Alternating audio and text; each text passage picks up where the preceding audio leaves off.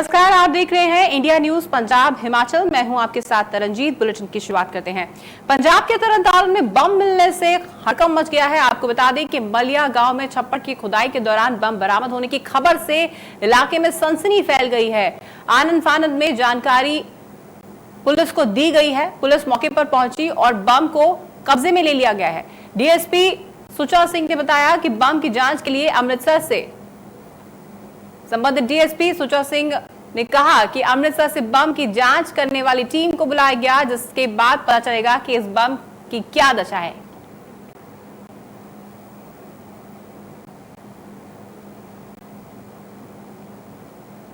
तो तरनतारन के मलिया गांव में खुदाई के दौरान बम मिला और बम मिलने से यहां पर हड़कंप मच गया।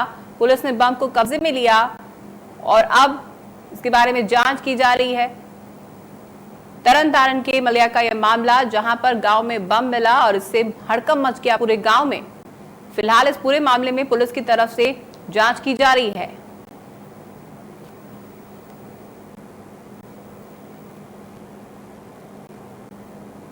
तरनतारन के मलिया गांव का यह मामला, जहां पर खुदाई के दौरान बम मिला। इस तरह के पहले भी कई मामले पंजाब के कई जिलों से सामने आ चुके हैं, जब खुदाई के दौरान इस तरह से बम मिलते हैं। और अब तरनतारन के मलिया गांव से मामला सामने आया है, जहां पर खुदाई के दौरान बम मिलने से हड़कंप मचा। फिलहाल वहां पर पुलिस पहुंच चुकी है और इस पूरे मामले की जांच की जा रही है।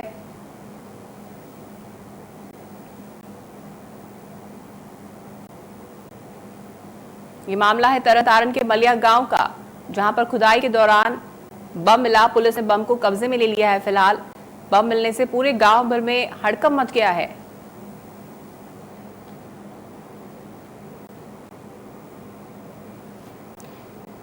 इसी पे ज्यादा अपडेट के लिए हमारे संवाददाता बलजीत हमारे साथ जुड़ गए हैं। बलजीत, आपसे जानना चाहेंगे तरनतारन के मलिया गांव का ये मामला, जहां पर खुदाई के दौरान बम मिला, क्या कुछ अपडेट?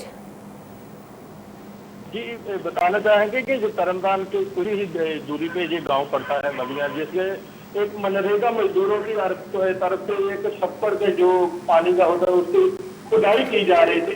इसी जिसको लेकर वहाँ उन्होंने पुलिस प्रशासन को इसकी सूचना दी। जब पुलिस प्रशासन ने जांच कर देखा तो देखा गया कि ये जनता बनता है, जो कि पुराना जंग में लेकर जहाँ जंग होने का जनशंका बताया जा रहा था। इसको पुलिस ने अपनी हिरासत में डाल लिया है और तमाम अपडेट के लिए बहुत बहुत धन्यवाद बलजीत। तो आपको बता दें कि तरनतारन के मलिया गांव में खुदाई के दौरान ये बम मिला। बम मिलने से पूरे गांव में हड़कंप मच गया है। फिलहाल पुलिस ने बम को कब्जे में ले लिया है और पूरी जांच की जा रही है।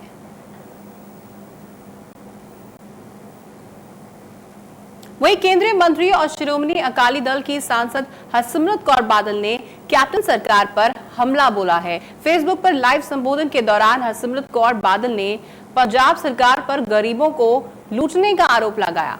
उन्होंने कहा कि पंजाब की सरकार गरीबों का हक मार रही है और राज्य में जरूरतमंदों तक मासिक स्तर पर 5 किलो गेहूं और 1 किलो दाल भेजी जा रही है। वहीं केंद्र की कोशिशों का नतीजा सामने आ रहा है। आज मेरा रूबरू होने का मकसद आ हैगा कि पिछले 3 महीने का जो घोटाला किया वो थोड़े सारिਆਂ को सामने हैगा। जग जाहिरेगा, पिंड पिंड जाता है, बच्चा बच्चा जाता है, पक्षपात करके खुर्द मुर्द करके की कुछ नहीं किया। लेकिन मैनू अज जो फिक्र है, क्योंकि गरीबों का दर्द मैं देखती हाँ, दुख देखती हाँ, उन्होंने बच्चे जब भुखे सौंदे ने उस माँ के उत्ते की बीतती होगी, माँ होने नाते मैं आ भी समझती हाँ। लेकिन मेरा खून भी खोलता है जब देश का प्रधानमंत्री कहता है कि अगले 5 महीनों वास्ते भी गरीब की तकलीफ दूर करने वास्ते पिछले 3 महीने की योजना में अगले 5 महीने वास्ते देवांगा। तो मैनू आ पता है कि पिछले 3 महीने जिहो जे घपले घोटाले करके खुर्द मुर्द करके थोड़ा राशन लुट के इन्होंने आपकी जेबा भरिया ने, अगले 5 महीने भी जब ये करेंगे तो मैनू इस गल का जिन्ना दुख होता है उन्ना ही मैनू गुस्सा भी आता है। जिस करके मैं अपील करती हूँ कि हुण सानू रल मिल के पैरवी भी करनी पड़ेगी तो लड़ाई भी लड़नी पड़ेगी। जे गरीब का हक तुसीं चाहुंदे हो तुहाडे ताईं पहुँचाया जाए, फिर मेरे सत्कारयोग वीर, भावें तुसीं किसी पार्टी नाल भी तुसीं नाता रखते हो, जे कांग्रेस है ਤੇ ਫਿਰ ਤੁਹਾਨੂੰ ਵੀ ਤੁਹਾਡਾ ਪੂਰਾ ਹੱਕ ਨਹੀਂ ਮਿਲਿਆ। 15 ਕਿਲੋ ਪਰ ਪਰਸਨ ਦੇ ਹਿਸਾਬ ਨਾਲ ਤੁਹਾਡੇ ਘਰ ਵੀ ਨਹੀਂ ਪਹੁੰਚਿਆ। ਤੇ ਜੇ ਤੁਹਾਡਾ ਸ਼੍ਰੋਮਣੀ ਅਕਾਲੀ ਦਲ ਵਾਲੇ ਬਣਾਇਆ ਹੋਇਆ ਨੀਲਾ ਕਾਰਡ ਜੇ ਕੱਟਿਆ ਗਿਆ ਤੇ ਤੁਹਾਡਾ ਤਾਂ ਉਹ ਵੀ ਹੱਕ ਬਣਦਾ ਸੀ। ਤੁਹਾਨੂੰ ਕੁਝ ਨਹੀਂ ਦਿੱਤਾ ਤੇ ਤੁਹਾਡੇ ਹਰ ਜੀ ਦਾ ਹੱਕ ਵੀ ਬਣਦਾ ਹੈ ਕਿ ਅਗਲੇ 5 ਮਹੀਨਿਆਂ ਵਾਸਤੇ ਵੀ ਰਾਸ਼ਨ ਮਿਲੇ ਜਿਵੇਂ ਪਿਛਲੇ 3 ਮਹੀਨਿਆਂ 'ਚ ਮਿਲਣਾ ਚਾਹੀਦਾ ਹੈ। ਜੇ ਤੁਹਾਨੂੰ ਨਹੀਂ ਮਿਲਿਆ, ਜੇ ਘੱਟ ਮਿਲਿਆ, ਜੇ ਤੁਹਾਡਾ ਹੱਕ ਬਣਦਾ ਹੈ, ਫਿਰ ਅੱਜ ਰਲ ਮਿਲ ਕੇ ਆਪਾਂ ਲੜਾਈ ਲੜੀਏ ਕਿ ਆਉਣ ਵਾਲੇ 5 ਮਹੀਨਿਆਂ 'ਚ ਦਿੱਲੀ ਤੋਂ ਭੇਜਿਆ ਹੋਇਆ ਹੱਕ ਤੁਹਾਨੂੰ ਦਿੱਤਾ ਜਾਏ। ਕਿਉਂਕਿ ਜੇ ਤੁਸੀਂ ਇਹਨੂੰ ਗਿਣ ਕੇ ਦੇਖੋ, 15 ਕਿਲੋ ਪਿਛਲੇ 3 ਮਹੀਨਿਆਂ ਦਾ ਤੇ 25 ਕਿਲੋ ਅਗਲੇ 5 ਮਹੀਨਿਆਂ ਦਾ, 40 ਕਿਲੋ ਇੱਕ ਮਨ ਇੱਕ ਬੰਦੇ ਨੂੰ, ਹਰ ਗਰੀਬ ਪਰਿਵਾਰ ਦੇ ਹਰੇਕ ਬੰਦੇ ਨੂੰ 40 ਕਿਲੋ ਜਾਂ ਇੱਕ ਮਨ ਕਣਕ ਨਵੰਬਰ ਦੇ ਮਹੀਨੇ ਤਾਈਂ 8 ਮਹੀਨਿਆਂ ਤਾਈਂ ਕੇਂਦਰ ਦੇ ਸਰਕਾਰ ਨੇ ਭੇਜੀ ਹੈ। ਇਹ ਤੁਹਾਡਾ ਹੱਕ ਤੁਹਾਡੇ ਤਾਈਂ ਪਹੁੰਚਣਾ ਚਾਹੀਦਾ ਹੈ। ਅੱਜ ਮੇਰਾ ਰੂਬਰੂ ਹੋਣ ਦਾ ਮਕਸਦ ਆ ਹੈਗਾ ਕਿ ਪਿਛਲੇ 3 ਮਹੀਨੇ ਦਾ ਜਿਹੜਾ ਘੁਟਾਲਾ ਕੀਤਾ ਉਹ ਤੁਹਾਡੇ ਸਾਰਿਆਂ ਨੂੰ ਸਾਹਮਣੇ ਹੈਗਾ, ਜਗ ਜਾਹਿਰ ਹੈਗਾ। ਪਿੰਡ ਪਿੰਡ ਜਾਂਦਾ, ਬੱਚਾ ਬੱਚਾ ਜਾਂਦਾ ਹੈ, ਪੱਖਪਾਤ ਕਰਕੇ, ਖੁਰਦ-ਮੁਰਦ ਕਰਕੇ ਕੀ ਕੁਝ ਨਹੀਂ ਕੀਤਾ। ਲੇਕਿਨ ਮੈਨੂੰ ਅੱਜ ਜਿਹੜਾ ਫਿਕਰ ਹੈ, ਕਿਉਂਕਿ ਗਰੀਬਾਂ ਦਾ ਦਰਦ ਮੈਂ ਦੇਖਦੀ ਹਾਂ, ਦੁੱਖ ਦੇਖਦੀ ਹਾਂ, ਉਹਨਾਂ ਦੇ ਬੱਚੇ ਜਦ ਭੁੱਖੇ ਸੌਂਦੇ ਨੇ ਉਸ ਮਾਂ ਦੇ ਉੱਤੇ ਕੀ ਬੀਤਦੀ ਹੋਊਗੀ, ਮਾਂ ਹੋਣ ਦੇ ਨਾਤੇ ਮੈਂ ਆ ਵੀ ਸਮਝਦੀ ਹਾਂ। ਲੇਕਿਨ ਮੇਰਾ ਖੂਨ ਵੀ ਖੌਲਦਾ ਹੈ ਜਦ ਦੇਸ਼ ਦਾ ਪ੍ਰਧਾਨ ਮੰਤਰੀ ਕਹਿੰਦਾ ਹੈ ਕਿ ਅਗਲੇ 5 ਮਹੀਨਿਆਂ ਵਾਸਤੇ ਵੀ ਗਰੀਬ ਦੀ ਤਕਲੀਫ ਦੂਰ ਕਰਨ ਵਾਸਤੇ ਪਿਛਲੇ 3 ਮਹੀਨੇ ਦੀ ਯੋਜਨਾ ਮੈਂ ਅਗਲੇ 5 ਮਹੀਨੇ ਵਾਸਤੇ ਦਵਾਂਗਾ। ਤੇ ਮੈਨੂੰ ਆ ਪਤਾ ਹੈ ਕਿ ਪਿਛਲੇ 3 ਮਹੀਨੇ ਜਿਹੋ ਜਿਹੇ ਘਪਲੇ ਘੁਟਾਲੇ ਕਰਕੇ, ਖੁਰਦ-ਮੁਰਦ ਕਰਕੇ ਤੁਹਾਡਾ ਰਾਸ਼ਨ ਲੁੱਟ ਕੇ ਇਹਨਾਂ ਨੇ ਆਪਣੀ ਜੇਬਾਂ ਭਰੀਆਂ ਨੇ। ਅਗਲੇ 5 ਮਹੀਨੇ ਵੀ ਜਦ ਇਹ ਕਰਨਗੇ ਤੇ ਮੈਨੂੰ ਇਸ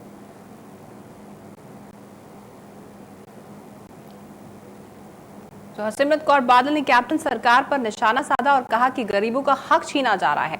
आगे बढ़ते हैं, पंजाब के मुख्यमंत्री लोगों से आज रूबरू होंगे। CM captain Amarinder Singh live करेंगे बातचीत, लोगों से फेसबुक पेज के जरिए लाइव होंगे। मुख्यमंत्री कैप्टन अमरिंदर सिंह कोरोना और राज्य की समस्याओं पर बातचीत की जाएगी कैप्टन की तरफ से। सीएम से लोग बातचीत कर सकते हैं क्योंकि सीएम इससे पहले भी कई बार लाइव हो चुके हैं। फेसबुक लाइव होकर उन्होंने लोगों की परेशानियां जानी है, फिर चाहे कोरोना के कहर को लेकर बातचीत हो या फिर राज्य की तमाम समस्याएं हों।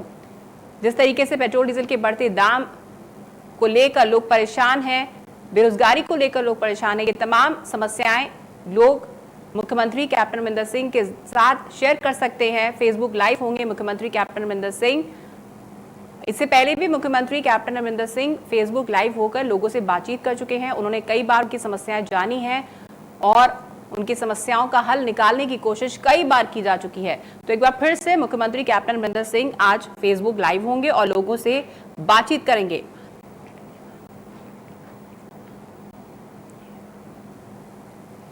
तो फेसबुक लाइव होकर मुख्यमंत्री लोगों से रूबरू होंगे और तमाम समस्याएं जानने की कोशिश करेंगे। जिस तरीके से कोरोना लगातार पंजाब में अपने पैर पसार रहा है, उसे लेकर भी कैसी रणनीति तैयार करनी चाहिए, उसे लेकर तमाम बातचीत लोगों के साथ मुख्यमंत्री कैप्टन अमरिंदर सिंह इस लाइव मीटिंग में जो लोगों के साथ लाइव बातचीत करेंगे उस दौरान करेंगे।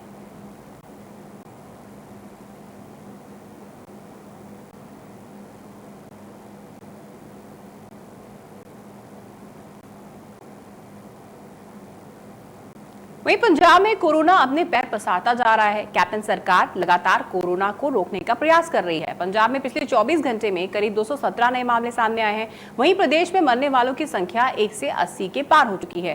वहीं कुल मामले 7350 के पार जा चुके हैं। लेकिन अच्छी बात यहाँ पर यह है कि यहाँ पर रिकवरी रेट भी काफी अच्छा है। जितने भी लोग कोरोना की चपेट में आ रहे हैं, मैक्सिमम लोग ठीक होकर अपने घरों को जा रहे हैं या फिर ज्यादातर लोग होम आइसोलेशन में हैं। तो पंजाब में अगर मेडिकल फैसिलिटीज की बात की जाए, मुकम्मल प्रबंध किए गए हैं। इसी के चलते 2 अच्छी डेवलपमेंट्स भी पंजाब में हुई हैं हाल फिलहाल में। फिर चाहे प्लाज्मा बैंकिंग की बात की जाए या फिर बात की जाए रैपिड एंटीजन टेस्टिंग की, पंजाब में बढ़ते मामलों को देखते हुए रैपिड एंटीजन टेस्टिंग को भी बढ़ा दिया गया है ताकि जल्द से जल्द रिपोर्ट आ जाए और लोगों को जल्द से जल्द ट्रेस किया जा सके। शुक्रवार को बरगाड़ी बेदबी मामले में बचाव पक्ष के वकील ने एसआईटी के पेश किए चालान को चुनौती दी है। बरगाड़ी के स्वरूप चोरी मामले में ये चुनौती दी गई है।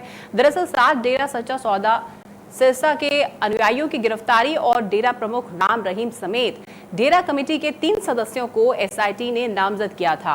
इन सभी 11 लोगों के खिलाफ चालान भी पेश किए गए थे, जिसके बाद से नया विवाद खड़ा हो गया है। आपको बता दें कि सीबीआई ने मोहाली की विशेष अदालत में याचिका दायर करके एसआईटी के बेदबी मामले में जांच पर ऐतराज भी जताया था। दरअसल इस मामले में डेरा के आरोपियों को सीबीआई ने अपनी जांच में क्लीन चिट दे दिया था। जानकारी देते हुए बचाव पक्ष के वकील विनोद मोंगा ने बताया कि इस केस की पड़ताल के बाद सीबीआई ने मोहाली अदालत में 4 जुलाई 2019 को अपनी क्लोजर रिपोर्ट पेश कर दी थी और इस केस में गिरफ्तार महेंद्र पाल बिट्टू, शक्ति सिंह और सुखजिंदर सिंह सनी को बेकसूर करार दिया था और इस केस को अनट्रेस केस बताया गया था। इसमें किसी भी आरोपी संबंधित जानकारी न होने की बात कही थी और इस रिपोर्ट पर अभी तक मोहाली अदालत ने कोई फैसला नहीं दिया है। मामले की सुनवाई 7 अगस्त 2020 को होनी है। है भी जो पंजाब पुलिस ने ये दोषियों को अरेस्ट करके 3 दिनों के विच ही उसका चलान पेश करता है, वो चलान को डिस्कार्ड किया जाए, ਜਿਹੜੇ दोषी है उन्होंने रिहा किया जाए तो जिन्नी देर इस दरखास्त का फैसला नहीं होंदा उन्नी देर ये मानयोग अदालत अगे कोई कार्रवाई किसी दोषी के बरखिलाफ ਜਿਹੜੇ हाले गिरफ्तार करने हैं उन्होंने बरखिलाफ ना दरखास्त असीं कर ਦਿੱਤੀ ਸੀ, ਜਿਹਦੇ ਵਿੱਚ मानयोग अदालत ने 20 जुलाई वास्ते पंजाब पुलिस ਨੂੰ ਨੋਟਿਸ ਦਿੱਤਾ कि उन्होंने वेरीफाई करना है। हो सकता है 20/7 ਨੂੰ उस दरखास्त की सुनवाई होगी ਜਾਂ ਕੋਈ ਸਾਧਨ ਦੀ ਹੋਵੇਗੀ। ਜਿਹਦੇ ਵਿੱਚ ਤਿੰਨੇ ਮੁਲਜ਼ਮ ਸੰਨੀ, ਸ਼ਕਤੀ ਸਿੰਘ ਤੇ ਮਹਿੰਦਰ ਪਾਲ ਬਿੱਟੂ ਇਹਨਾਂ ਤਿੰਨਾਂ ਨੂੰ ਨਰੇਗਾ ਕਰਾਰ ਦਿੱਤਾ ਗਿਆ और ਨਾਲ सीबीआई ने अपनी तफ्तीश की रिपोर्ट ਦੇ ਵਿੱਚ ਇਹ ਲਿਖਤਾ ਵੀ ਇਸ ਕੇਸ ਦੇ ਵਿੱਚ ਇਹ ਨਹੀਂ ਪਤਾ ਲੱਗ ਸਕਦਾ ਵੀ ਇਹ ਜੁਰਮ ਕੌਣ ਕਰਦਾ।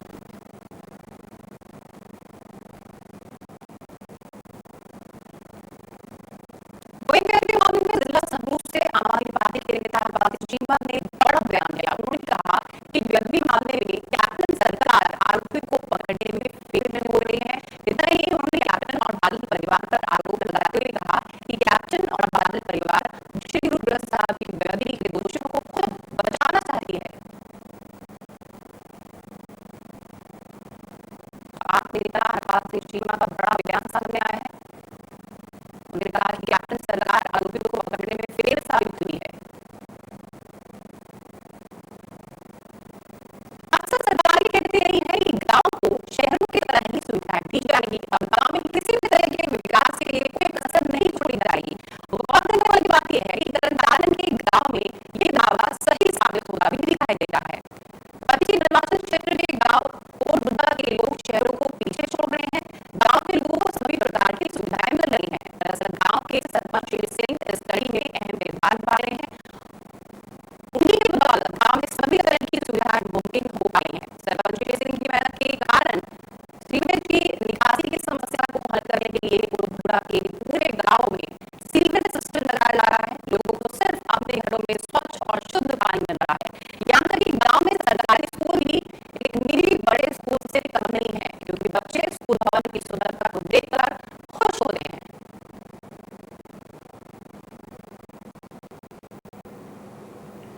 तो एक अच्छी पहल की गई है और इसे देखकर कहा जा सकता है कि सपना देखने से नहीं, मेहनत से पूरा होता है। वहीं पंजाब को नशा मुक्त करने के अभियान में पुलिस के हाथों एक बड़ी कामयाबी लगी है, जिसके तहत बटाला पुलिस और एक्साइज विभाग ने सूचना के आधार पर गांव शामपुरा में दबिश की। दबिश के दौरान पुलिस को गंदे तालाब में करीब 350 लीटर अल्कोहल और करीब 100 बोतलें अवैध शराब की बरामद हुई हैं। वहीं पुलिस अधिकारी ने बताया कि छापेमारी के दौरान 50-50 लीटर के 7 कैन मिले हैं, जिसमें अल्कोहल भरा हुआ है और इस अल्कोहल से करीब 1050 शराब की बोतलें बनाई जा सकती हैं। बटाला पुलिस और एक्साइज विभाग ने मिलकर छापा मारा। अवैध शराब बरामद की गई है। गंदे नाले से अवैध शराब का यह जखीरा मिला है।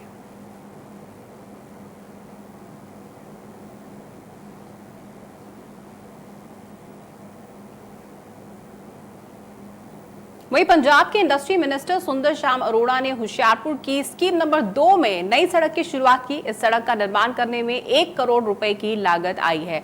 इस मौके पर मंत्री जी ने बताया कि पंजाब सरकार ने इस साल इंडस्ट्री विभाग को 400 करोड़ रुपए का विशेष बजट दिया है, जिसमें साइकिल इंडस्ट्री के लिए 200 करोड़ रुपए और अन्य 200 करोड़ रुपए पंजाब के 17 फोकल प्वाइंट के नवीनीकरण के लिए जारी किए गए हैं, जिसकी तैयारी जोरों पर चल रही है।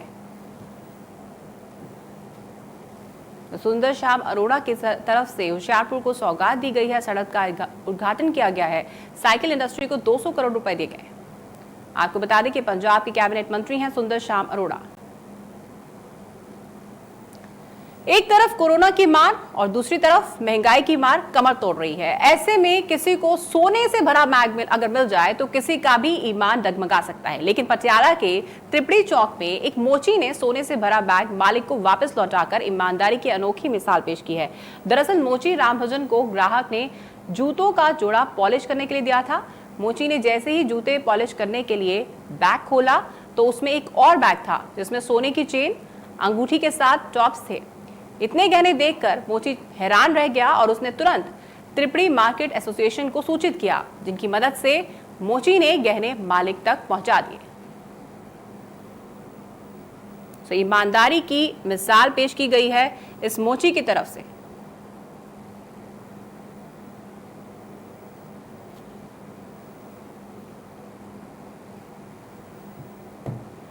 तो पटियाला का यह मामला, जहां पर मोची की ईमानदारी को लोग सलाम कर रहे हैं।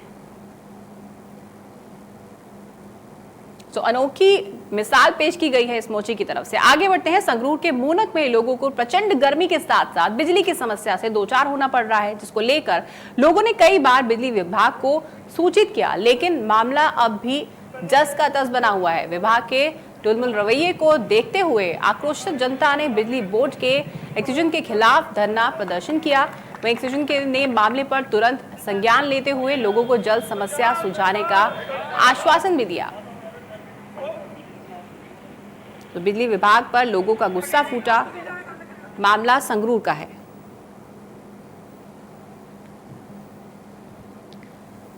वहीं पठानकोट अमृतसर राष्ट्रीय राजमार्ग के किनारे पौधे लगाए गए थे, लेकिन रखरखाव की कमी के चलते पौधे नष्ट हो गए थे, जिसके बाद नेशनल हाईवे अथॉरिटी की ओर से राष्ट्रीय मार्ग को फिर से अपग्रेड किया जा रहा है। इसकी जिम्मेवारी वन विभाग को सौंपी गई है, जिसकी तरफ से 11 करोड़ रुपए की लागत के साथ सड़क के किनारे पठानकोट से अमृतसर मार्ग तक पौधे लगाए जाएंगे और उनकी देखभाल भी की जाएगी। अगर कोई इन पौधों को नुकसान पहुंचाता है तो वन विभाग की तरफ से कानूनी कार्रवाई भी की जाएगी। नेशनल हाईवे अथॉरिटी की एक अच्छी पहल सामने आई है। फिर से राष्ट्रीय मार्ग को अपग्रेड किया जाएगा। हिमाचल की खबरों का रुख कर लेते हैं। हिमाचल प्रदेश में भी कोरोना अपना कहर बरपा रहा है। प्रदेश में अब तक कोरोना से 1170 के पार संक्रमितों की संख्या पहुंच चुकी है, जबकि कई मौतें भी हो चुकी हैं। वहीं प्रदेश के मुखिया ने कोरोना को रोकने के लिए कई अहम फैसले लिए हैं, मगर फिर भी कोरोना थमने का नाम नहीं ले रहा है। प्रदेश में कोरोना से मौतें भी हुई हैं, लेकिन हालांकि डेथ रेट कम है और रिकवरी रेट बहुत ज्यादा है हिमाचल में भी। अच्छी खबर यहाँ पर ये है, लेकिन यहाँ पर चिंता का विषय ये भी है कि लोग कहीं ना कहीं लापरवाही बरत रहे हैं। खासतौर पे हिमाचल में, जो कि एक टूरिस्ट स्पॉट होता है, वहां पर ट्रैवल हिस्ट्री वाले लोग बहुत ज्यादा होते हैं। यही एक वजह है कि यहाँ पर केसेस लगातार बढ़ते जा रहे हैं, क्योंकि अब हिमाचल टूरिज्म भी खोल दिया गया है। पर्यटन विभाग की तरफ से ये फैसला लिया गया था। हालांकि तमाम दिशा निर्देशों की पालना इस दौरान करनी होगी। तो तमाम प्रिकॉशंस लेकर यहाँ पर चलना होगा। हालांकि अगर देश भर की बात की जाए, दिल्ली की भी बात की जाए, तो 76% रिकवरी रेट दिल्ली का है। अच्छी बात है ये। दूसरी बात, पंजाब हिमाचल में भी रिकवरी रेट काफी अच्छा है।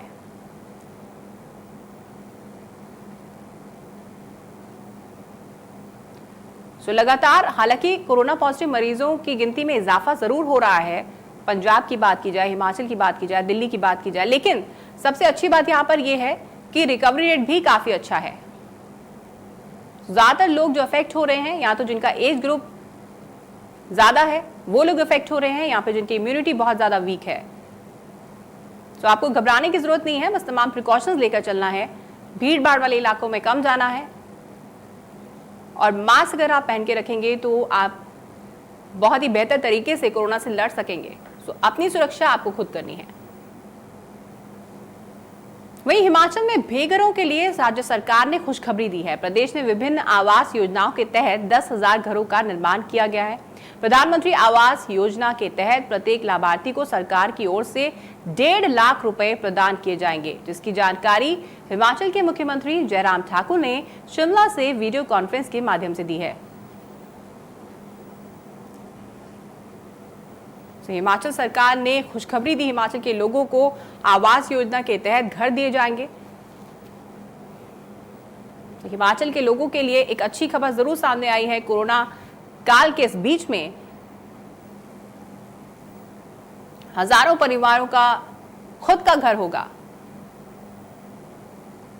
वहीं नालागढ़ के वार्ड नंबर 9 से एक ऐसी खबर सामने आई है जिसे जानकर आप भी हैरान रह जाएंगे। हम बच्चों की शिक्षा को लेकर बड़ी बड़ी बातें तो करते हैं, लेकिन उन्हें पढ़ने के लिए पर्याप्त सामग्री और स्कूल की बिल्डिंग तक नहीं दे पाते हैं। ये तस्वीरें नालागढ़ के एक सरकारी प्राइमरी स्कूल की हैं, जिसकी इमारत जर्जर हो चुकी है।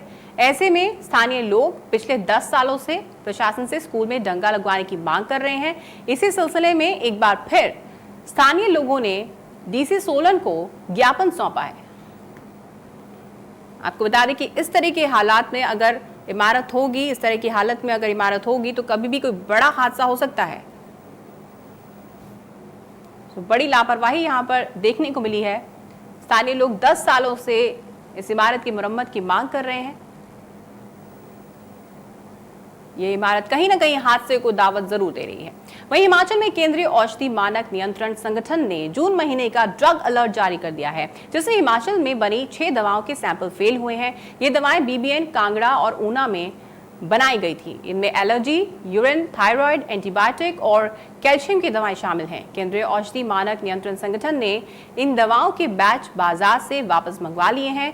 बता दें कि केंद्रीय औषधि मानक नियंत्रण संगठन ने इस बार 790 सैंपल लिए थे, जिनमें से देश भर में 20 सैंपल फेल हुए हैं। हिमाचल में ड्रग अलर्ट जारी कर दिया है। 6 दवाओं के सैंपल फेल हुए हैं, जिनमें कि एलर्जी, थायराइड, एंटीबायोटिक जैसी दवाएं भी शामिल हैं।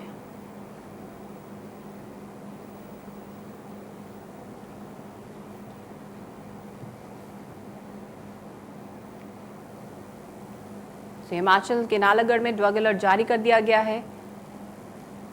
6 दवाओं के सैंपल यहां पर फेल हुए हैं, जिनमें खास तौर पर एलर्जी, थायराइड, एंटीबायोटिक जैसी दवाएं भी शामिल हैं।